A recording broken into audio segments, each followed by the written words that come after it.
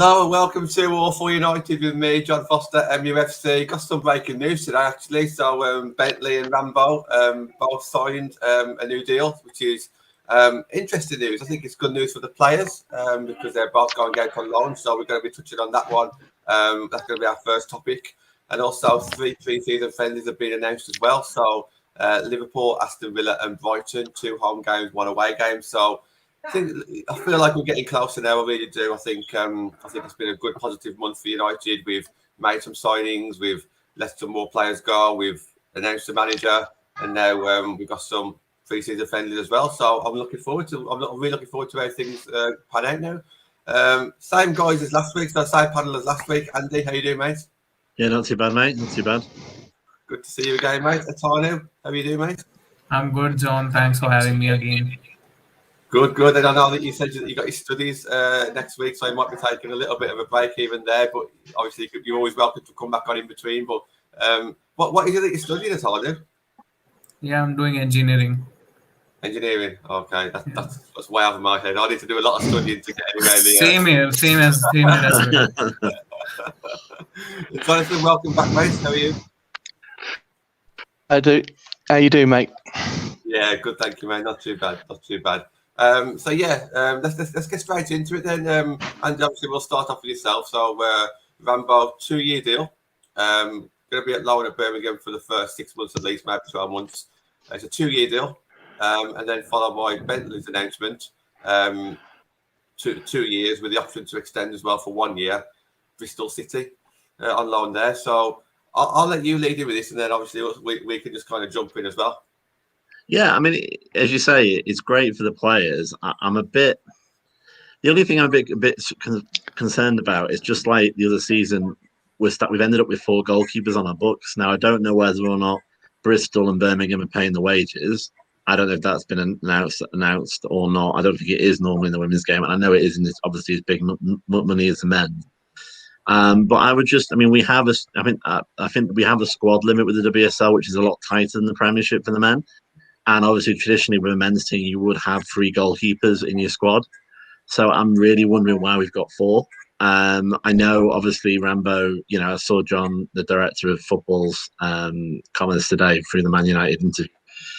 John Murdo, is it? Or the director there saying that, she's United through and through. We've had her since she was a kid, which is great. And I assume Fran's a similar story. But I personally am thinking about, we might go on to this, about how we need to still strengthen in attack and arguably at least maybe look at a winger as well to provide cover for Leah Galton. And, unless we really are going to be strict with ourselves and say, right, you've got one keeper in Bristol, you've got 1 keeper at Birmingham, lower half of the WSL, upper half of the FA Championship. Is it going to be an evaluation year where literally both players are going to be number 1? You get a full season, and at the end of the season, we decide who we keep, which I think might, definitely should be the way it does. I know they've signed a 2-year deal, but there's ways around that in football. We all know that. And because I don't know what we're doing in relation to keeping 4 goalkeepers. I know it's probably minuscule in relation to the wage bill, but I really think that we need to put our resources possibly in other areas. I mean, we bought in Bagley, we've got Mary Earps. God forbid if there was injuries there, we could recall one of them. But do we really need 4? And that's my first reaction to it. Really. I think it's an interesting point. I think our first season in the WSL, we had 5 goalkeepers, didn't we? Because we had Siobhan, Mary, and Aurora Mickelson as well. And it just seemed like an abundance. I think 4 at the end of the world, I guess. But obviously the devs won't have any chance to come in, so it would either be recording Rambo or Bentley. Look, I think our goalkeeper situation is actually very strong. But as you say, I hope you don't mind, Andy, but we did speak about it before we went live about, is it just a bit of a trial between Bentley and Rambo, and whoever does the best this season will end up staying. And there's a lot of pressure. I'm just going to touch on the conversation that we had because I think it was a good point. One's going to be one of the best teams in the Championship, and one's going to be at one of the weakest teams in the WSL. One's going to be towards the top of the league, looking quite decent. You'd like to think anyway, and the other player is going to be struggling. So I hope that's listed against any of them. But Where do you kind of see this going now, Andy? The fact that we've got 4 goalkeepers, we've got 2 out on loan. Can you see them both coming back, or because No. they are both under 2-year contracts, and one of them's under a 2-year plus an extension as well? Yeah, and they are very young. I get that. So we are looking at development here, but I don't think we've got the luxury, especially for goalies. Yeah, and I don't think we have a luxury really of developing a bit of our. I mean, we've got an academy in the traditional sense, but obviously because it's a restricted squad, and I know why, because obviously it's the first. One of the first fully professional women's leagues in the world, and the idea of restricted squad was to make sure that nobody fell over like a Yeovil, because otherwise you might have a Chelsea that have a load of players, and people like Birmingham might just have like the bare minimum and struggle to field a team. So I get the need to have a cap squad, and I don't have anything against them. I've watched Rambo play. I'm not convinced personally. I know a lot of people who know a lot more than I do are. I've said this openly before, nothing against her, but she was nowhere near really taking over Mary, in my opinion. And I think she sits below Bagley as well. And obviously United do, because they wouldn't have put her on loan otherwise. The only thing that I could have seen as a plus point is that she's very, very good with her feet, which is a bit of a random one for goalkeepers. We have a habit of passing back. And, we all go when it happens with Mary sometimes. And I have no issues with Rambo. I know she's not going to kick it in her own net. She's not going to trip over the ball. She's very good at passing from the back. And that's a nice skill to have, but it's not the be-all of end-all in a goalkeeper. Now, Fran Bentley, I could tell you even less about her, unfortunately, because obviously she got a broken arm last season when she was involved with one of the age or the other season. And COVID's made it all feel like one long, horrible season. But recently, and she never really got a chance. And again, I'm assuming we're keeping her around for a reason. So it might be one of those sort of trust in the process moments. But I definitely think by the end of the season, and this is my prediction here, you can sort of replay it at the end of the season and see if I'm completely wrong, and I'll be happy to say it. I think that both Fran Bentley and Mary Earps won't be here next year. One of them will be number 1, and one of them will be moved on, because I don't think either can sit on the bench, and I would then also think maybe then we'd have a third player, probably Ramsey. So you might end up with whoever wins between Mary Earps and Bagley and Emily Ramsey as our goalkeepers going into next season. That's massive. And John, I'll bring you in on the goalkeeper situation then. So obviously we have got 4 goalkeepers. 2 of them are very good quality. 2 of them are up and coming. But do you kind of agree with Andy's point there that they won't last the full 2 years? What are your thoughts, John? I mean, you got to agree. It's in a restricted squad of women's football. It's unsustainable. There's just not enough matches. I was quite a big Ramsey fan until I watched the game against City when she played, and after being told and everybody's admitting that she's really good with her feet, her distribution night was awful to the extreme. And that should put a warning for me, because I think the best players take their opportunity, and I don't think she did that night. So I think me and Atenu, we had a bit of a chat earlier on Twitter about it, and both of us agreed this is going to be a major season for her, because she needs to show she can play consistently and play at a high level consistently. It's okay, and every goalkeeper are going to have that crap night. I grew up with Gary Bailey, so we had several crap nights. But I think it's a big season for her. Less so for Fran Bentley, because I think there'll be less pressure on her, just because less is known, or most people don't follow that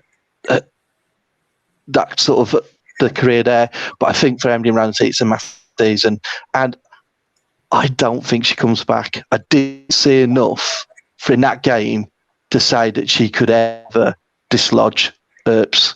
And I was surprised, because I feel Ramsey's height, physicality, everything's top keeper. But I was really concerned about her distribution tonight. It reminded me, to be honest, of Mark Bosnick. That was pretty bad. And again, it goes back to saying this is one of her strengths normally. Yeah, I mean, I think with Ramsey, it is one of them, isn't it? I mean, with goalkeepers generally, unfortunately, most of the stories, their careers start when the girl they were behind, obviously in the women's game, or the guy they were behind in the men's game gets injured, and suddenly they're on as a sub keeper, or they just get one game as a chance and they have to fight their way out of it. It is a very difficult thing, and I can definitely emphasise with Ramsey, it must be very difficult even to go in for a cup game, because this is your game, this is it. Yeah. I mess up on this, I'm on the bench for X amount of time. Whereas if you're like the number one in any team, you've got that time to build a pre-season, to have a bad game to an extent, less so than obviously outfield players. And you can build your confidence up, and you've got time to work with your goalkeeping coach. These ones that aren't number one have to take their opportunities when they get it. And just an interesting point about Bentley. We've not heard anything about her really, because as I said, of her injuries and the fact that she's been there since the beginning. And she must be doing something, because she's been sent here, there, and everywhere. She spent some time in Huddersfield. She spent some time, everywhere else. There must be a reason why. There's something there, and I can't tell you what it is because we haven't really seen her. So I'm hoping maybe that there is a surprise there. I think just to keep on a positive fit here, we've got two fantastic senior goalkeepers now, and we have got two of the best youngest goalkeepers as well. But it's just the fact that we've got four now. That's going to be tough because they're not going to play. Bagley and Earth, one might play cups, one might play league. That in itself for two good goalkeepers is tough. So the other two as well coming in, I think Andy, you could be right. It's going to get to a point where you can't all stay, can they? And it's such a shame because obviously you want to keep your best keep the best goalkeepers. John, I agree with yourself. That City game, the distribution was poor, but my highlight was her saving the Alex Greenwood penalty. So. That for me was yeah. Well, there is that. Yeah, so I wonder if we pick that one back up. But yeah, look, we have got four good goalkeepers, and it's great to see. However, I do agree with Andy's point. I'd rather probably see an additional forward in the squad than that fourth goalkeeper. But that's been very cruel on two goalkeepers who probably deserve to be at United, but obviously they just haven't had a chance. And that's a reflection on Casey and the fact, the way that the WSL is, the women's football, because it's very hard to get two goalkeepers game time, isn't that? Let alone three goalkeepers. Tanya, what are your thoughts on the goalkeeper situation? I'm a big Emily Ramsey fan, and I think she can be that number one in the coming season. But I agree to John as well that she had a rough game against City in the cup, and I think Andy is spot on there that someone has to go, and it's not fair on Sophie Bagley, Mary Earps, and Fran and Emily to sit on the bench. And of course, Emily Ramsey and Fran are quite young, and there is still time for development. But I think we have Sophie Bagley, who's also young, and she has established herself in the WSL. So yeah, it's tough. I want Emily Ramsey to succeed at United, but let's see what happens. I think this loan deal couldn't have been at a better time. Sophie Bagley coming in and Emily Ramsey going to Birmingham. So let's see how that pans out. And Andy, what are your thoughts regarding the top two then? It has to. No, sorry, John. There might be a delay. Go on, John. No, it's okay. I was just to say, it has the smell of a long-standing plan. This does bring in the top keeper to challenge Mary, get the other two out to get development time. It does have that smell of something that's been planned for maybe 12, 18 months, really. Yeah, maybe. Obviously, we don't know the dynamics between, I know Mark Skinner's only recently signed, but when did he sign? When was the conversations being made?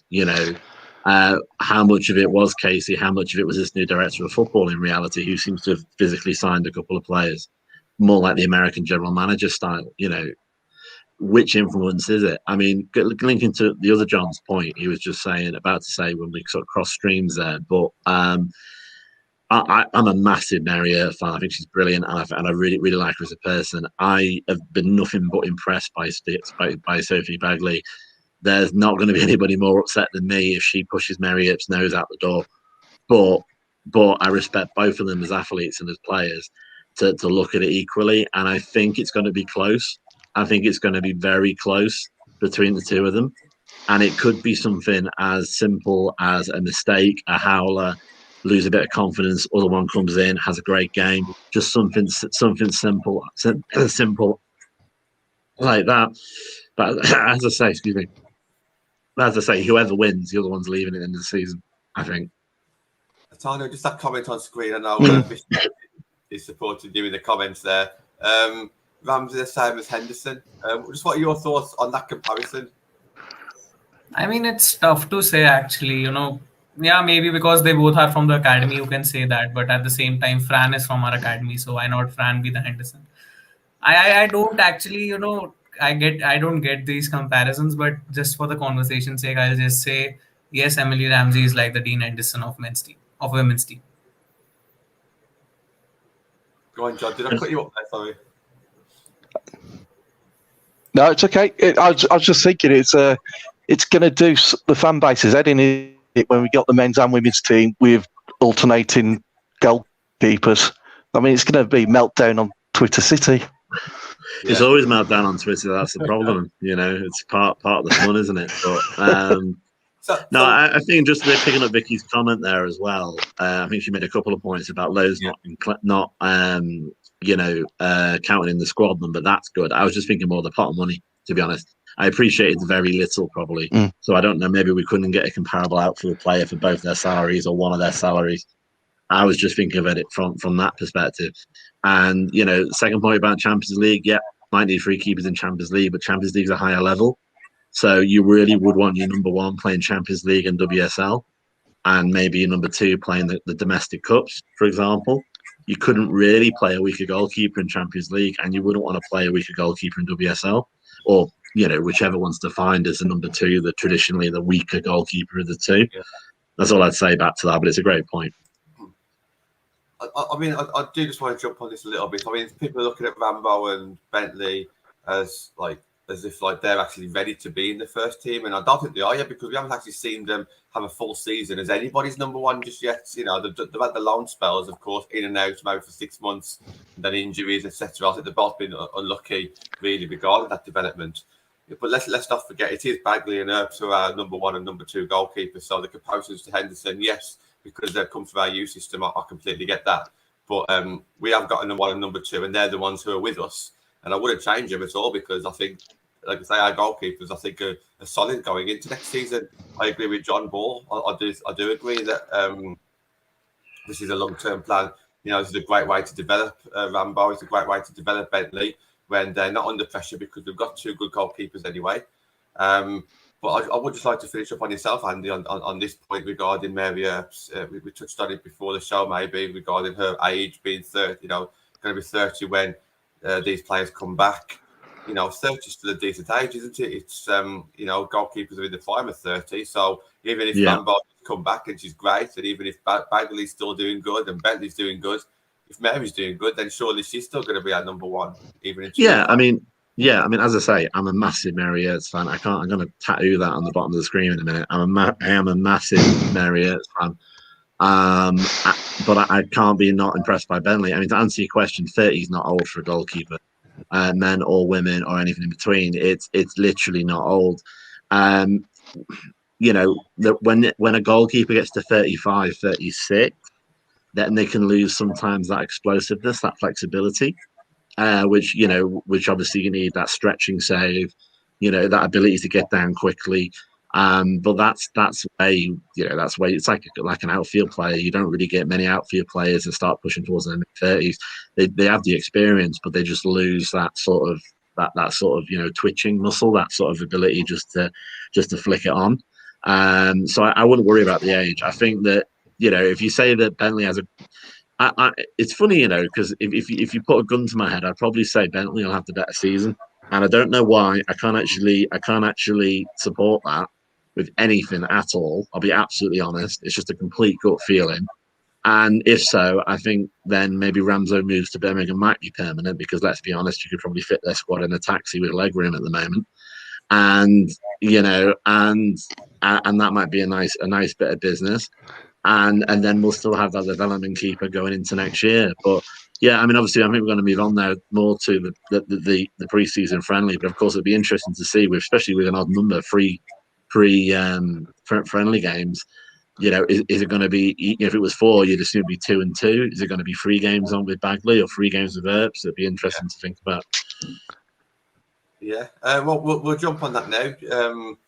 John, I mean, do you want to start with that? So pre-season friendlies have been announced today. This Sunday coming, we've got Liverpool at home. The week after, we got Villa at home. And the week after that, we got Brighton away. I know you'll talk about this a little bit shortly, but Jonathan, just what's your points? What's your thoughts on the actual clubs that we're going to be playing? Because they're decent competition, really.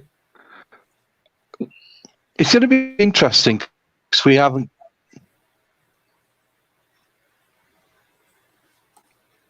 Yeah, which you want? I don't really care about the results in pre-season friendlies. I think we've all seen pre-season friendlies where we've looked outstanding and won every match, and the rest of the season's not been bang average, and vice versa. For me, the results are never an issue.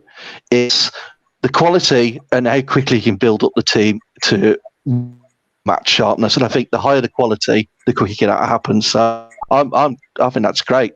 3 quality pre-season friendlies, a little bit of interest with the Liverpool, which makes it even more gutting that they're having them where fans can't attend. These are sort of games that fans. That it's for a club that are renowned for wanting to make money. These are set up to make money for them, but anyhow, so I think I'm all for it. We're going to have players that are missing. We've been at Olympics, so that's a shame, but understandable. It gives more opportunities for the ones to go to state the claim, and that's how they should see it. It's like the Anthony Elanga thing. He was going out on loan. The pre-season he's had has actually made people pause foot, and this is exactly what Kirsty Hansen should be thinking about. Leah coming back from her injury, Martha being able to establish herself. That little bit of on Twitter, the Alessia Russo turn and shot that was on Twitter a couple of days ago, I must admit that made my moment because she looked back, bang, and I thought, yeah, that's what we want to see. So these little things, you want to see these games where they can practice things, worry too much, and get the fitness up to speed, and they're good quality. There's going to be a meltdown if you lose on team, because if you lose to Liverpool, it's all gloom, whether it's academy, under 23, ever, and there is going to be some spicy. But in the end, it's pre-season. It's what it's there for. It's what it says on the tin, and I think that's great. And it's like I said, cut to the thing. It's just gutting that the club have done what they've done. Yeah, I mean, John, what do you think the most important things are for these pre-season games? Vicky's got a good comment on screen here. Just get to see the new players and get to see how they perform, and obviously blend in with the rest of the squad. But like you say, it's not about the results. It's we've had such a big shake-up in our squad and our management team and the coaching staff. Surely it's just about getting to know each other and putting a bit of practice. Absolutely.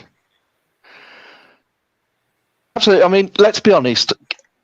Successful teams are partnerships all over the field. So I'm presuming it's going to be Mannion and Turner. Really? We want to see them start to develop a decent partnership. Blundell and Galton on the left. We want that to start. Whoever's going to be playing on the right, which I'm going to presume is Kirsty, because she really fit and raring to go in the pre-season. Her and Honor on the right hand side. I honestly don't know what the middle's going to be. I mean, Tooney and Jackie, they aren't going to be ready. So it seems set up for Hayley, Katie and Bo Risa. So that's a good start for Bo Risa. She hasn't got to worry about if I've got to start well. She's going to have a couple of games there. So it's about forming those partnerships, like you said. It's about getting some know-how, not getting injuries, I mean, let's be honest. So, I mean, what happened to the Leicester lad was awful. Oh, no one wants to see that in a friendly. And actually letting the new players get some confidence in their teammates, confidence in themselves. Kind of the topic that you wanted to bring in tonight actually relates to kind of these pre-season defenders anyway. It is about like fans back in the ground. Do you just want to kind of like introduce that topic, mate? Yeah, I think for me,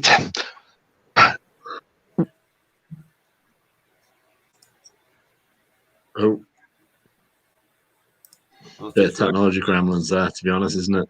Yeah, sorry, Asano. You yeah, go for it. Go for it, Tanu. Go on. should I go for the fans bit? Yeah. Yeah, you carry on, mate. Yeah. So I think fans coming back to the stadiums in the WSL is going to be fantastic, and I know that in the preseason fans aren't allowed for the first 2 games, which will be held at Carrington, if I'm not wrong. And the Loughborough one. Not allowed there as well. No. So yeah, no fans. I think fans should have been allowed. Just building up on the season, and just looking at how the ticket sales might go. Just putting out a fact. So yeah, I think fans coming back to WSLs in the WSL season is going to be fantastic. There are players that haven't played in front of the fans in the stadium. We've got Ona Bhatia, and then the new players as well. And I think Manchester United isn't just the players; it's about the fans as well, the atmosphere in the stadium. And there's this extra push that players get when fans are present in the stadium, that we have to perform well, and we have to make it worthwhile that they have come to the stadium, and they have taken out some time from their hectic schedule and came to watch the game. So yeah, that's something that if I'm a player, I would think that okay, I have to make it worthwhile that fans have come to the stadium. And I think the chants and even sitting at home watching the games would be fantastic with all the chants coming in, the claps and everything. And Andy has obviously said that sometimes in women's football there's some slow caps going on even when the opposition scores. So I think United fans can show these new fans that okay, this is how you do it in the WSL, and this is how you be a true fan. And yeah, like Vicky said, some bucket hats as well from the LSV staff might be helpful for welcoming her to the club. Yeah, I mean, United will market anything if they get a chance. I'm really surprised they didn't have the hats ready when the announcement happened. To be honest, yeah, exactly. There must have been something. I don't know. There's a band that I follow that has like actual sticky tape of the symbol of the band, and I think United's not almost as bad as that. To be honest, I was surprised. To the point of the players settling there when getting the fans back, but I think a pre-season friendly with the fans back in the ground would obviously help towards that, wouldn't it? Imagine the first game back. I've said this a number of times now over the past year since doing all for United, but the players must be nervous going into that first game in front of the fans. On top of the first game of the season, surely we could just do something just to get the fans back in, even if it's just the final. The third game, Brighton. I mean, I'm sure not many United fans would turn up there, but at least they're playing in front of fans, and it is something to think about, isn't it? Yeah. No, I mean it's shooting ourselves in the foot. I mean, some of the times we're ahead of the game, and some of the times we're behind it. I suppose I should be happy because this time last year we were not even announcing who we were playing pre-season, and they were doing these 30-minute games behind closed doors. So this is progress, but then you have got people like Arsenal who are doing charity games for Mind, which is a great idea, against Chelsea. They're letting the players come in, help. They're probably giving chance to everybody to test their stewarding again. It's been a while, especially with LSV obviously as well. And I do think it's a bit of a cop-out, to be honest, not having the fans at Carrington for COVID. I understand the COVID issue. There was that men's friendly against Preston North End that got cancelled because of what happened at Carrington. But I just think it's very, very disappointing. And all I could say really, maybe they're a bit wondering what the numbers are going to be like because it's been so long. we've all kept in contact with these obviously Off United programs, and we've done watch-alongs alongside the other supporters groups and such like. And it might be a situation where they don't know how many numbers are going to turn up. But I'll tell you what's going to happen on the Reading game, which is interesting actually if you think about it. Because I just remembered our first ever home game was against Reading, wasn't it? So it is almost like a reset, that we're having that post-COVID. And I'm already getting excited about that game because Reading are a very, very physical team. And, to have that as the first home game, WSL home game, with a cauldron of fans that are going to be going mental. And I'm certainly going to go mental. Hopefully people will join me, otherwise I look a bit weird. But, I don't think there'll be a problem there. But, I think it's going to be one of those things. And it would have been nice to have built up with a small group of fans. You didn't have to do a full fans. You could just done 500 people or something like that, because you are going to have that. I mean, it'll be obviously positive support for us, but you're going to have that all or nothing situation behind closed doors. 1, 2, 3. First WSL game, boom, and it's going to be, a bit of a culture shock, but hopefully a good one. I want that revenge over Reading when they defeated us 2-0 last time. That was a heartbreaking game. Yeah.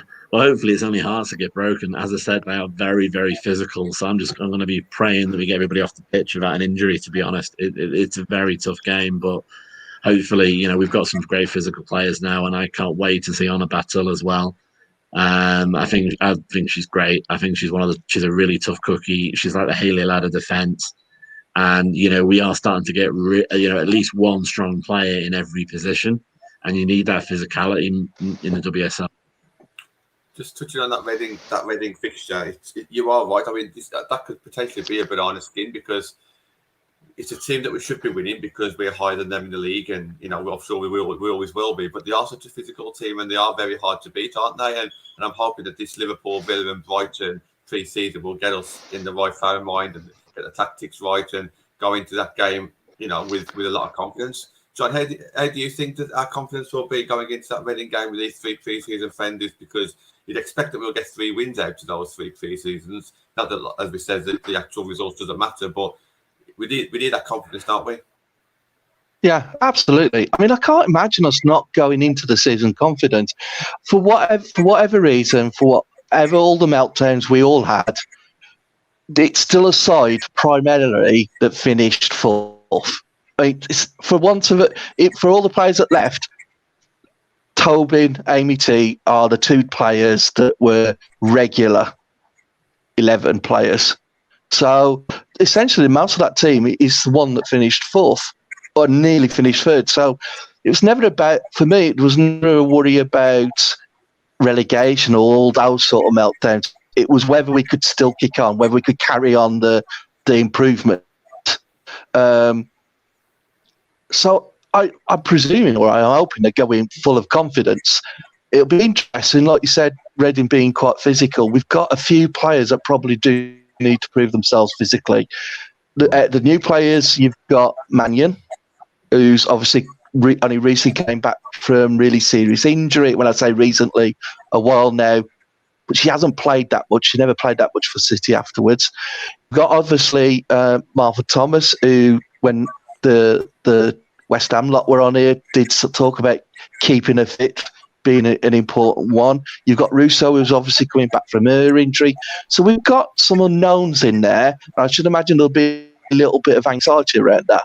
But essentially, whether we lose all 3, whether we win all 3, they should go in with confidence.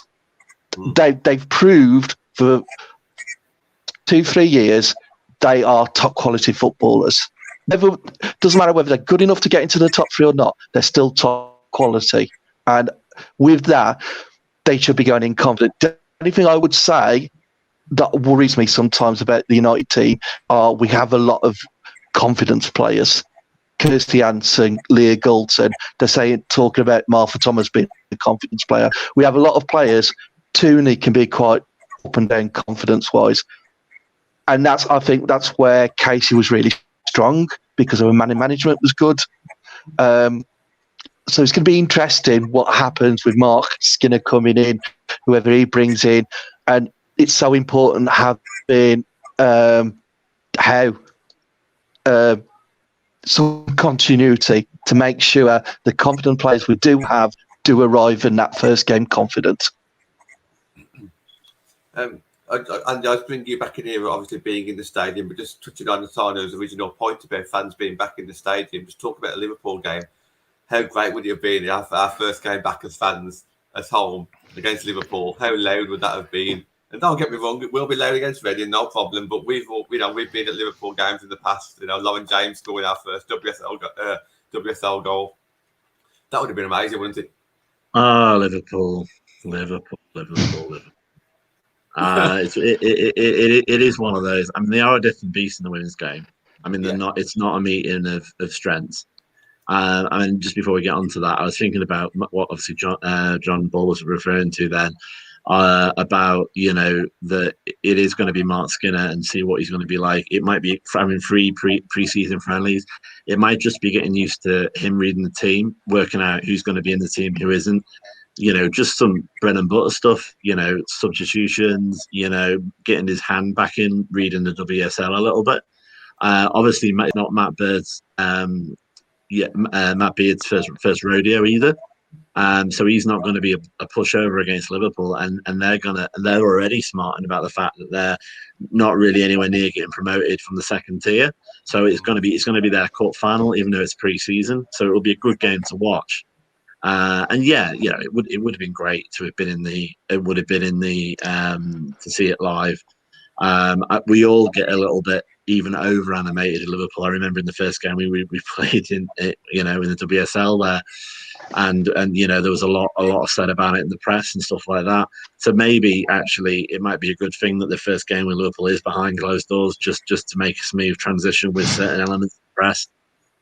Looking at really saying things that aren't there in relation to United as a club. We just want positivity, and we want the ability to hit the first game running. Reading is very physical. Translation, we all know what physical means. Leicester, again, you're going to have Jess Stigsworth, who's going to want to get on the score sheet against us. She wants to prove a point, I'm sure. And that's not going to be an easy game either. Winnable, don't get me wrong, but it's not going to be an easy game, And then we play Chelsea, so it is important, I think, to build slowly in pre-season and hopefully hit the ground running in the WSL. And just before we move on to the next topic, Andy, just the Villa game as well. So Villa made some good signings. Obviously, at the moment, we don't need to talk about fatigue. We don't need to talk too much about what's happened in the season because it's the start of the season.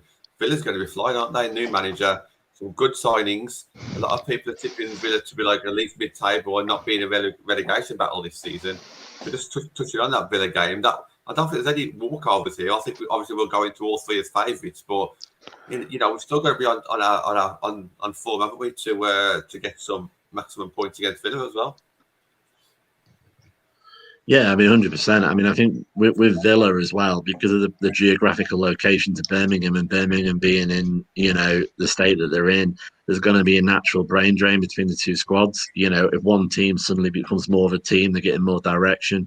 If the other one's struggling, whether it be Birmingham or Villa, they're going to start nicking youngsters off each other. I think that's already happened to an extent.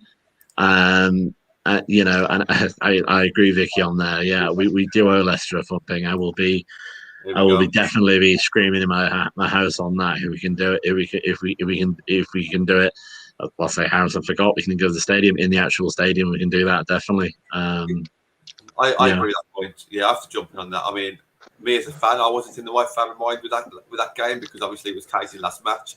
I'm sure the players weren't in the right frame of mind. Don't get me wrong. We saw the celebration when we scored the first goal. They all went over to Casey. Of course, they wanted to win, but there's no way that the winner of the championship should have won that game against a team who was fourth. As Leicester have done this season, we should have still won that game. And I remember saying myself, I went to that game, not to actually watch the game, but stayed outside the stadium, and my head wasn't even in the game as well. It was all about just saying goodbye to Casey Stoney, and if us as fans feel like that, imagine what the players and the manager thought as well. So we definitely do owe them a thumping against Leicester, absolutely. Tanya, just back to yourself then before we move on. Obviously, you brought this question up about the fans being back in the stadium. you live in India, so obviously you don't get the joy to actually be in the stadium. But is there anything that the fans can do to kind of make your life or your match day a bit more exciting? Who obviously, you know, you can't really see what we see, but is there anything that we can do to kind of like bring your match day experience a bit more better?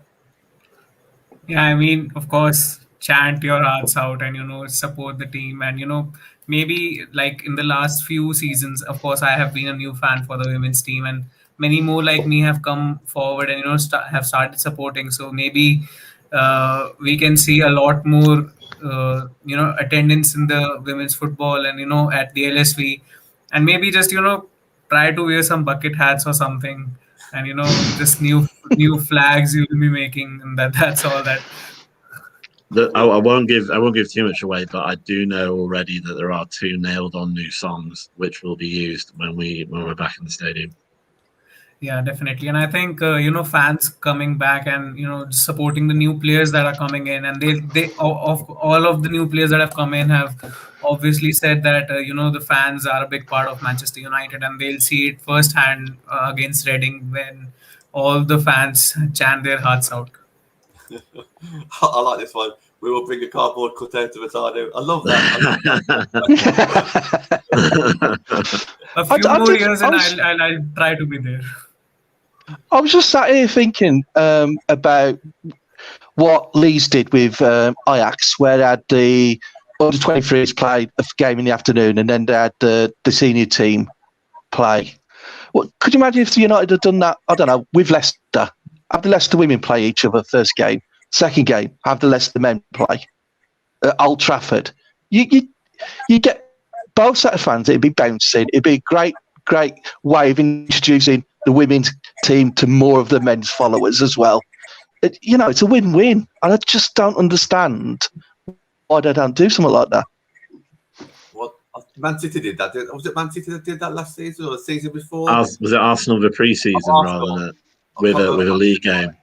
I mean, I don't know either. I mean, as you say, I've always think it would be a great thing to do. I know it's still in women's rugby a little bit, but it's normally the other way around. The men play first, and then the women come on, which because of the price differential in the men's game, they don't want women's fans staying to get a free men's game out of it.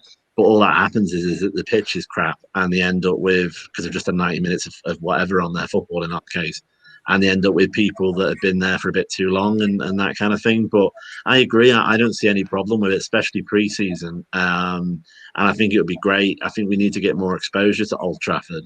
It is the spiritual home of Man United. It is ultimately where we all want the women's team to be. Being able to fill Old Trafford like the men can. I appreciate that would be quite a while away. And obviously, but what I think might be a good point to remind people is I think we were told when we were discussing about Old Trafford before COVID that I think Casey was quoted as saying that it goes out of her budget if they open the Old Trafford Stadium for a women's game. So for the stewarding and such like. So because of that, she's been resisting that a little bit. And that's not a secret. That was, as I said in an interview, she's been resisting that a little bit because she'd rather fill LSV first, because then obviously there'd be a clear argument that we need to go to the men's stadium.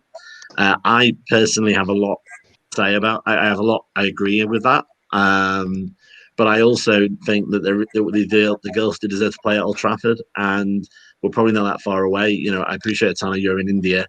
LSV to some people might as well be in India because it's very hard to get to from a lot of people's view on getting to the matches.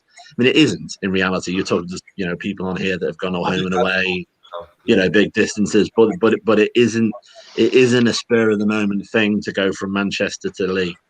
And there could be a better link. And yeah, Vicky's right. They could do a special occasion. Obviously, we did the Etihad first game of the season pre-COVID. Where they got was it 35,000, I think, something like that in the Etihad when we were at the way end, and that was doable. But again, transport links in the middle of the Etihad, it's a lot easier to get to than LSV, so it is a difficult one. And just to I think I read it somewhere that many of the teams in the WSL are playing their first game at the men's stadium, and maybe I don't know if it will happen, but maybe we play at Old Trafford, and the exposure to United women's team would be massive because more and more people would come in at the Old Trafford. I'd like to see one game at Old Trafford in front of the crowd. Yeah. Oh yeah. Yeah. I'm still really with Andy on this. We need to fill up at LSV first, 100%, and that's our home. That's where we play every week, and this is where we stand. This is where our flags are. But for the experience, it would be fantastic for the players. But it's always worries me that yes, we can bring exposure to the club and to the players and to the team, but we've seen other clubs do it, like for example, City. Out of the 30,000 fans who went to that City game, how many of those then went to the following game or the game after that and game after that? I think it's a good start, but I think there's more that we can do. But yeah, it's definitely a start, and I'd like to see maybe one game a season. Every women's team, one game a season is fine, but let's not just do it as a gimmick. It's not a gimmick. We've got our own team and our own stadium that we're proud of. But John, do you want to finish up on this point and then bring your own topic into it as well? Yeah, it's one of those. There's always will be pros and cons for each point. But I like Andy and Natalie said, I think anything that exposes women's football to something positive is really important. Playing a game at Old Trafford, playing in front of fans, that will be massive.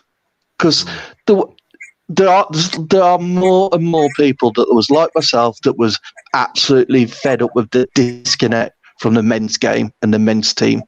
And I think if they can see just how much fun, how much more professional the women's game is now, you're gonna get that. You're gonna get that filtering. I still support both men's and women's teams. Some people only support the men's team, some only support the women's team.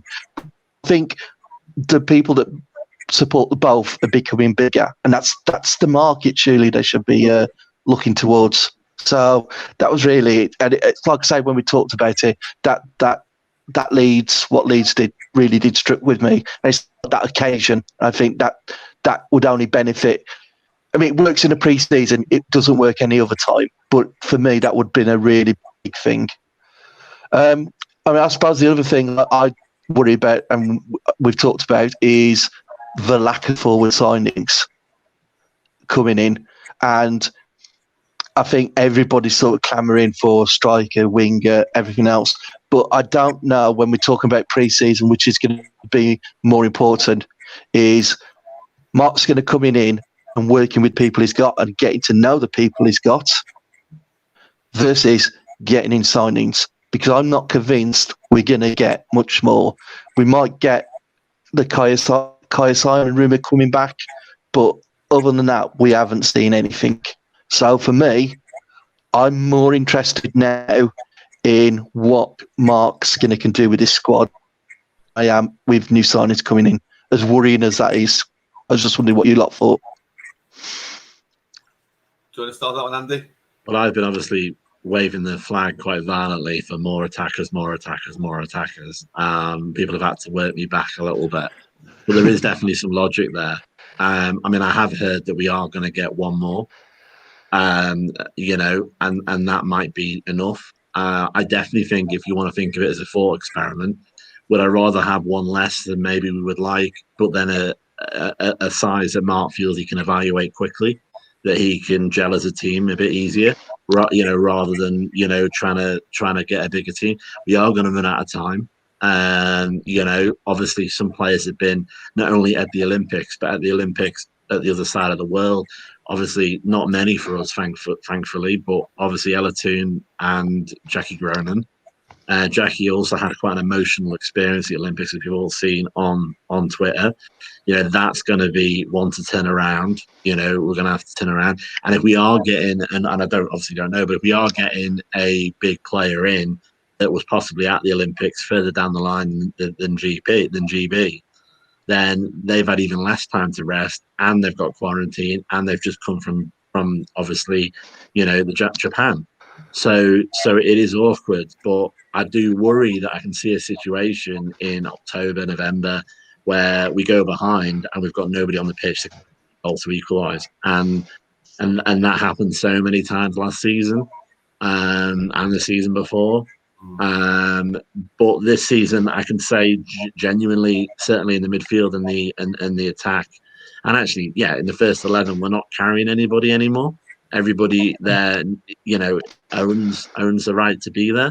So hopefully, we'll have a different response. I just want to touch on that one, just what Vicky says there. We will sign more, and then John Fry says that we're 4 players short. If you just do some simple maths, I don't think we'll get 4. But if you just do some maths, obviously 7's gone, 5's come in, 2 goalkeepers will be out on loan. So I think there is space there. I think obviously some of the devs will get more playing time this season. We talked about Carrie Jones if she doesn't go out on loan. I'm sure she'll get some game time, and there are others as well.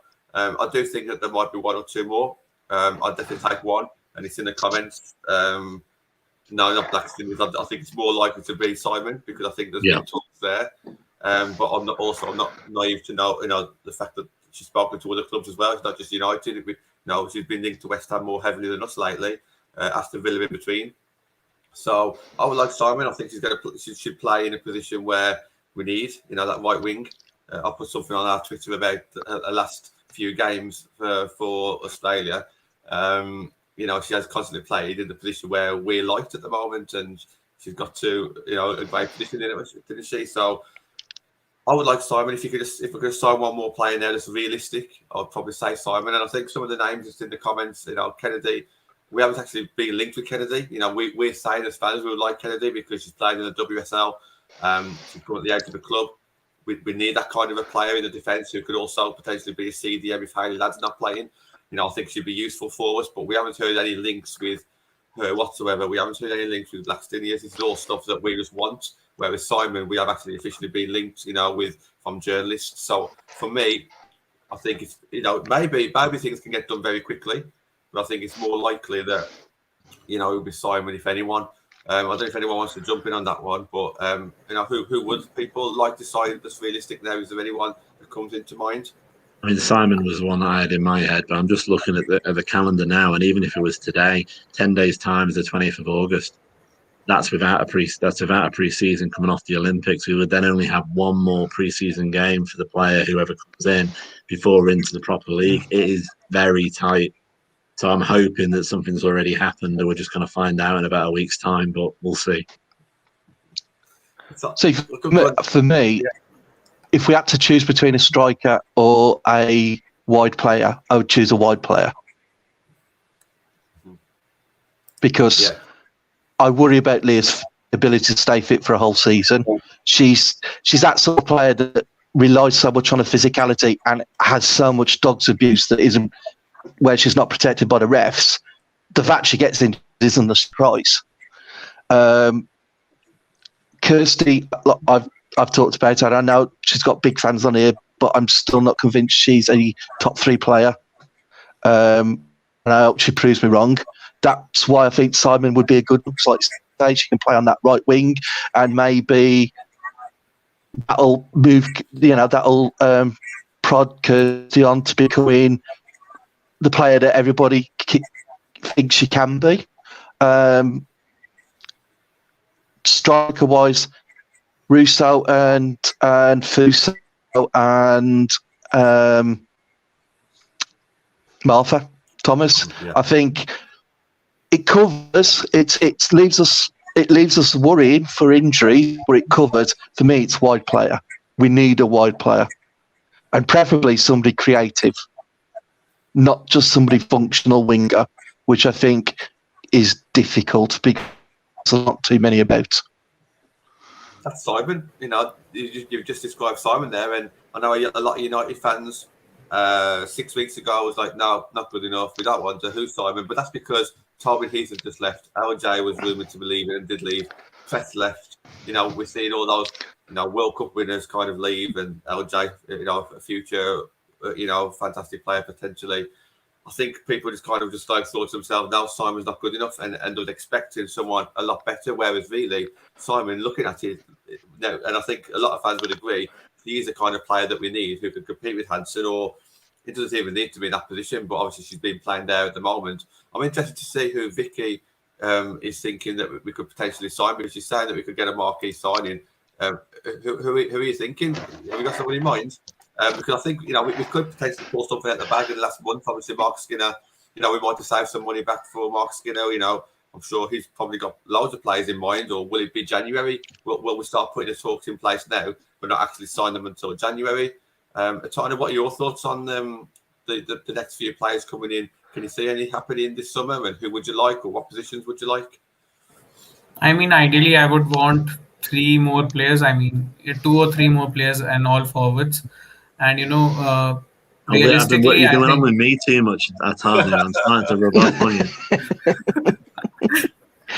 realistically, I think we'll get one more signing, maybe Simon, because obviously she's played really well, and John was right that 6 weeks back people were just getting over the outgoings of Tobin Heath and Kristen Press, and this is something that fans don't realize, that we can't get Tobin Heath, Kristen Press type players every window, because that was one-off window when NWSL wasn't going on, so we had the chance of getting them here, so we got them. And I think just looking at, if someone wants to look at how Simon plays, maybe contact Ben Gilby, if I'm not wrong. He's an Australian. He's come on the show as well, I think. Yeah, he's an English dude who thinks he's Australian. Yeah, it's good. He's a good guy.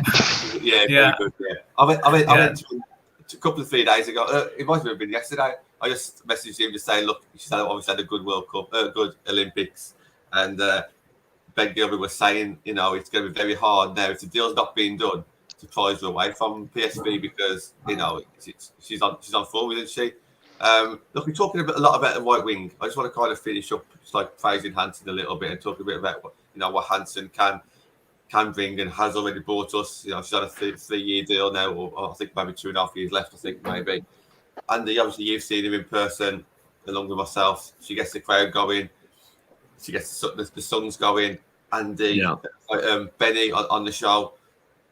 I'm not going to say. He's a bit of a fan. He's a bit of a fan. Should we put it that way? Yeah. Could this be Hansen's season to actually start stepping up? I mean, John Ball says she's maybe not a top 3 team player yet. But yeah, I can't disagree with that. I think with games, a consistent run of games, she could be. What are your thoughts, Andy? Yeah, I mean, you just don't know what was going on towards the end of Casey's reign, do you really? I mean, it really does feel like a new start, new beginning situation. And, she's tended to come off the bench a lot of the time. But, she always gave her all. And she has matured as a player. She's going to get more time with Scotland, I believe. I also noticed that she's now got a column with the Halifax local paper, the Halifax Courier, which is fantastic for United, unless they've not realised who they are and just going to shut that down when they find out. But that shows a bit of like being, giving them a bit more space to express themselves, which is great going forward if you want to think about interactions with the fans. I think obviously being one of the OGs, the original 21, she's a great rallying point to keep us going. I mean, time will tell. I mean, I definitely wouldn't say she's on the chopping block or we need to evaluate. I'm still really pleased that she's there. And I think, we could get a lot from her this season. And I think the best thing is she's probably one of the leaders on the pitch that I could sort of come to support Katie or whoever the leaders might be whoever the captain might be next season. To G people up, because she's been there and done that. She's lost against Leicester in the cup, for God's sake, and she's also beaten City, and I think she'll be a good learning state, a good mature. She's not that old, but a good experienced head to bring on some of those younger players, as well as her ability as a winger. I just want to touch on that point as well. Vicky is the only person I've seen say this, but I know that I've said it myself. At the start of last season, Hansen played so well. Tess and Heath were in quarantine. I think LJ was injured, or there's just quite a few people out. Hansen started, and she had a great start to the season. And people thought, oh, she's dropped because she's not playing well enough. That wasn't the case at all. She came in, she done a great job. She was then taken out purely because Tess and Heath came, and obviously to keep them up, they've got to play with Galton and Russo as well. Hansen didn't do anything wrong, but then she couldn't get any games. She could hardly get any games, like you say, and they came on as a sub. Got a few more games towards the end of the season where she got a few shots away, and I'm sure her stats were equally as good as Kristen Press's by the end of the season anyway. But it just goes unnoticed, doesn't it? Because she's not like a glamour name signing, which is great for us because, you know, she's all low key and she does well for us. But I just finish off with John and Natalia, just your thoughts on Hansen and maybe what you'd like to see over this season and what you think you will see over this season. I've said it quite a few times. Yeah, John, go on, John. No, you go on, Atanu. You go for it. Yeah, so in my Kirsty Hansen is my favorite player right now, and you know she never stepped she never put a foot wrong in the game, and I think John is right, and you know she was down the pecking order because of the arrival of Kristen Press and Tobin Heath. So of course she didn't get much game time, but you know we could always rely on her, you know, coming off the bench and working the hardest on the pitch, if not the hardest, then one of the hardest working players on the pitch. You know, be it the pressing game, be it the pinpoint accuracy with the crosses. And I think this season I would want her to start even more, and maybe, you know, there's not much competition right now, so maybe she'll flourish in that position. Yeah, I agree with you there, Tanu. But for me, she might be one of the players that majorly benefits from Mark Skinner coming in, because we've already discussed that players will have to reprove themselves. So that natural bias that any manager has, and Casey will have had, has gone. So she's got an opportunity. And like I said, with Tooney not being here, with the potential of if they do bring somebody else in, say Kaya Simons, she's not going to be playing straight away. She has the potential to grab the game and say, this position's mine. And if she does that, that's brilliant. For me, a style of play reminds me of, and I'm showing my age, is Steve Coppell, where when I see her do her best work is when she either heads to the byline, gets a good cross in, or she cuts in on the edge of the 80-yard box and gets a shot off. When she tries to do more than that, it's almost like if she has too much time to think, that's when she starts to make bad decisions. Whereas when she is playing with that passion and that quickness, I think you get the best out of her. It'd be interesting to see players like Bo Risa, how they link up with her, because one thing she does really do well is run the channels. And you can see a lot of balls being slipped in inside the fullback for players like Leah and Kirsty to run onto. So I'm definitely not an anti-Kirsty, but I do think she needs to step up a level to prove that she deserves a spot. Because she can do it. Like you said, there's games that she has done it. And like I say, Mark's going to come in might actually benefit. She might be one of the players that benefits most, because again, you're right. She was left out for names, not because of form. Yeah, and I think we have to remember that, don't we? Especially going into next season. I do agree. I do think she needs to win a game. I think she will get a lot more win a game there, because she hasn't got Jess Sigsworth to compete with on that right hand side. So she's got pretty much no one to compete with on that right hand side, really. If you talk about Tooney, but obviously we'd all like to see Tooney in the centre. So I, for one, I can't wait to see her start as many games as we can. And if she does have a good run of games, then you can kind of assess it a bit more. But at the moment, she's just like in, out, which is fine for a development. I completely understand that. But I genuinely think this is a season where you could make or break Kirsty, you know, when it comes to, being a United player in the starting 11. And even if it doesn't go well in the starting 11, she's still going to be a good squad player. But I'd love to see her absolutely really kick on this one. I can't wait. We have come to the end of the show. Thank you for everybody for joining us. Loads of people in the comments, loads of comments today. Brilliant. Thank you very much. Just a bit of a update on what's going to happen over the weekend then. So obviously Saturday night, as always, Ben and Matt show. That'll be live at 7 o'clock. We've also got a bonus show on Sunday. It's been pre-recorded. We recorded it on Monday. So you'll be able to watch that come out on 7 o'clock on Sunday. That is with a lower league football manager, so who knows Man United very well. Let's put it that way. So please tune in for that one.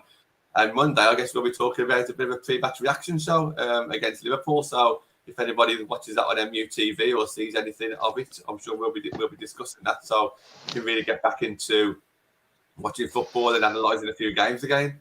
Andy, if anybody wants to find you on social media, how can they go about doing that, mate? Yeah, I mean, again, just as you see at the bottom there, or just moved actually now. Sorry,